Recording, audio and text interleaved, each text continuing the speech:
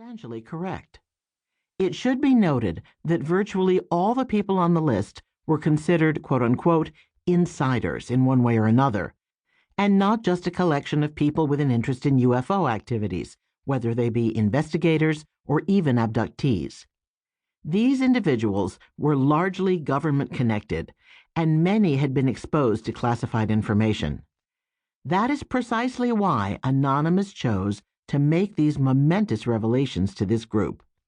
Bill Ryan, who later published the website for the list, explained it this way.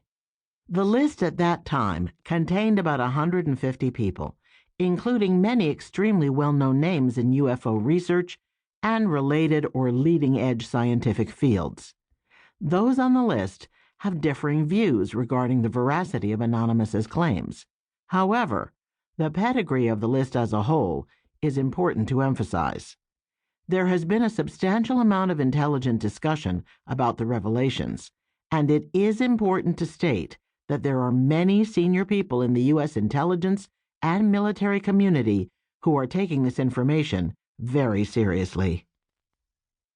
Any skepticism about the Serpo revelations by Anonymous among list members largely evaporated as he sent in more and more details about the program to the list network. It soon became very clear that this amount of detail, some of which they could personally attest to or had already heard about, could not have been invented. Consequently, on December 21, 2005, network members decided to launch a website dedicated to the revelations of Anonymous. To that end, a long-time, well-respected British member of the network named Bill Ryan volunteered to create and moderate the website named www.serpo.org. That website ultimately became fleshed out with additional material from other anonymous contributors and from postings by Martinez, who added supplementary explanations relating to the information revealed by Anonymous and other insiders.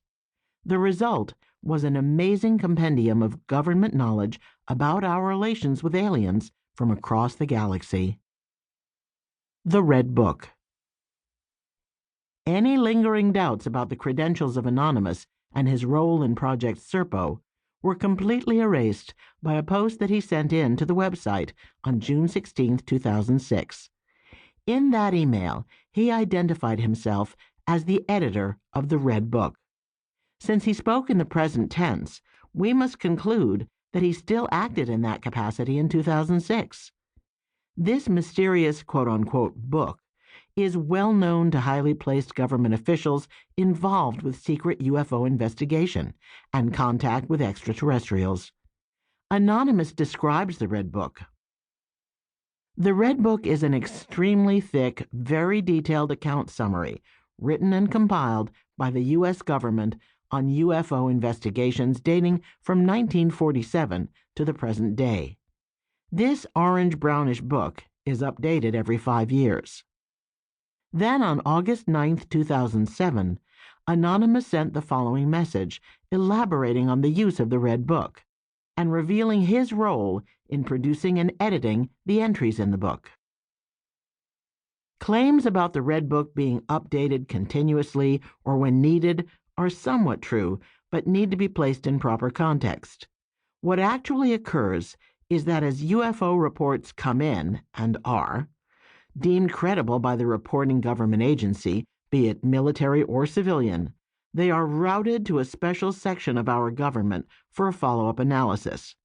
After that vetting process, they are then sent to a special group, which then places them into final review for possible inclusion into the Red Book.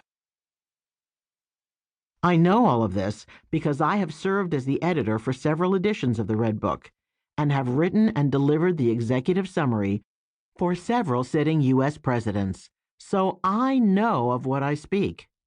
And when I say quote-unquote editor, it is not in the sense of the word you are familiar with. I do not correct nor review any of the hundreds, if not thousands of reports which are distilled into the final 5-year report for grammar and punctuation, as you've done with the quote-unquote Project Serpo material. I only present and include the most important